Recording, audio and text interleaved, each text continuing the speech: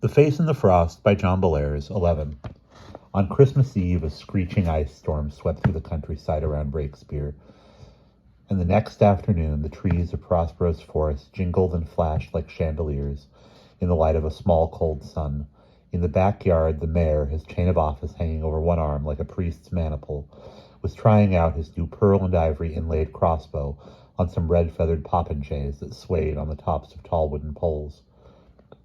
He was not having much luck, since in the course of the previous 3-day party, he had found Prospero's stock of carnation brandy in the living room. The innkeeper of the Running Hog and the Emperor's Elbow was mixing a slate-colored drink called Bishop's Disgust in a beer barrel that had been full the day before. King Gorm, dressed in a white cassock with a powder blue cummerbund, sat in a corner reading the Krakenhammer. Villagers hefting double-handled beer mugs occasionally stopped in front of him and bowed uncertainly. In a back room, the plant-raising monk looked like a cartoonist's Laocoon because he was trying to break up a fight between his sensitive anaconda and Prospero's creeping Charlie. On the cupola of the observatory, the hippopotamus, painted a tasteful red and green, huffed out an asthmatic "We Three Kings." Prospero and Roger were in the backyard with the mayor, and they were throwing snowballs at the thickly glazed satyr, whose ears sprouted huge ice trumpets. Roger had arrived in mid-November, driving the black box carriage. He brought with him the plant monk, Prospero's bag and staff, and enough stories about what had happened to him up north to fill all the evenings before Christmas. Prospero's powers had returned. When he grew tired of throwing snowballs, he ran around the yard, touching the forsythia bushes, which burst, crackling from their ice shells, shot forth pasty yellow flowers, and quacked out the Chant music Joaquin Desprez had composed for the coronation of Louis XII. Finally, toward evening, everyone went home, even the mayor, who had stripped the gears of his crossbow's windlass. Prospero stood at the snow-rounded front gate, wishing the Lord Mayor a Merry Christmas, while Roger swept broken bottles and things past the sleeping Gorm, who was staying the night, whether he knew it or not. Suddenly, from an upstairs window came a horrible retching sound. Only the mirror could make such noises at such a volume. Prospero looked quickly at the lighted bedroom window and turned to the mayor.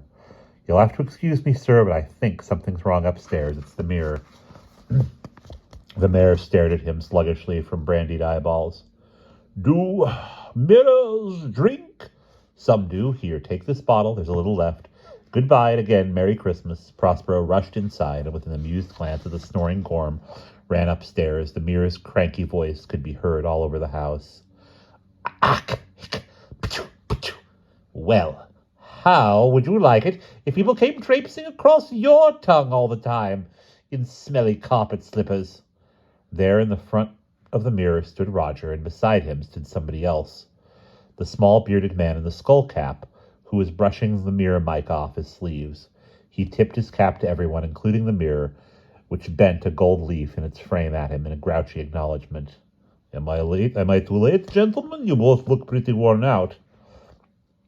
"Not all that worn out, Mr. Milhorn," said Prospero. "This is Roger Bacon, and I've told him all about you. Let's go down to the kitchen. I want to make some coffee, but there's a cyanide bottle full of Holland gin in my laboratory shelf, unless someone got desperate and drank it." I want to go too," said the mirror. "I'll hold my breath if I don't get to go." "Oh, all right," said Prospero. "Help me carry this thing, Roger. The last time it held its breath, we got 2 hours of Overhead the Moon is Screaming and bagpipes playing Georgian chants."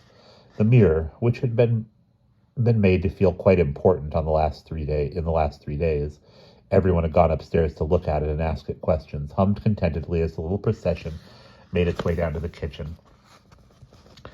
They set it on a chair, drawn up to the big white table, and Prospero started to grind up some coffee beans. As he turned the ornate handle of the big walnut grinder, he talked with the other 2 men.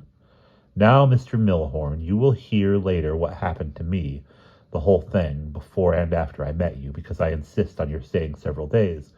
Bed and breakfast, you know. But I'm not sure what or who I defeated." "Neither am I," said Milhorn. "But I'll tell you what happened. We fought for a solid hour. I've never met a magician that strong, and if he had known anything about the Kabbalah, we might not be sitting here now. In any case, the local farmers must have thought it was a winter thunderstorm, the way we carried on. Funny thing, though, you'll have to tell me more about that man. I knew you both were coming, of course. I've known for years, through specular stones and certain dark hints in my books, and through dreams, but get back to what you were saying, said Prospero, who had stopped turning the grinder. What do you mean by funny thing? I was getting to that. Well, his mind had a way of coming unfocused. That's the only way I can put it. I could feel the force of his spells, bursting around me or rushing past me, and once or twice I came close to being destroyed, but his concentration wavered and never built up into the kind of power I knew he could wield. It's a harrowing feeling to face someone you know can kill you if he puts his mind to it. But he didn't put his mind to it. He kept going back to something else that had nothing to do with me. Finally, I hit him with a thing I'd never had the courage to use before. It's a long chant, and if you don't get it all out in one breath, it turns on you. A huge red pentacle appeared in the air with an elf in the middle of it, and when it burst, I was knocked down. When I got up, the light was gone, his light, that is, since I never saw any more of him than that yellow lantern glowing at the bottom of the stairs. I clumped out through the snow and found a book lying on the steps. It was open to the last page, and I don't mind telling you I couldn't read a blessed word. At the bottom, though, where the colophon usually is in old books, there was something you would have recognized. 4 dolphins in the shape of a cross, the sign of the 4 elementals. The spirits who were chained centuries ago by wizards whose names are not even known anymore. As I stood looking at it, the book appeared to be, well, reading itself. The letters glowed, one after another, and the book gave off such a heat I couldn't get near it. Then all of a sudden it crumpled into a black ball of ashes and sank into the snow. Something was over, and you'll have to tell me what. He stopped, took a long drink of gin, and went on. I do, however, have an idea of what happened to the sorcerer. There is a stone marker, a leaning thing with letters up and down its sides. It's at the crossroads near my house, and it wasn't there before.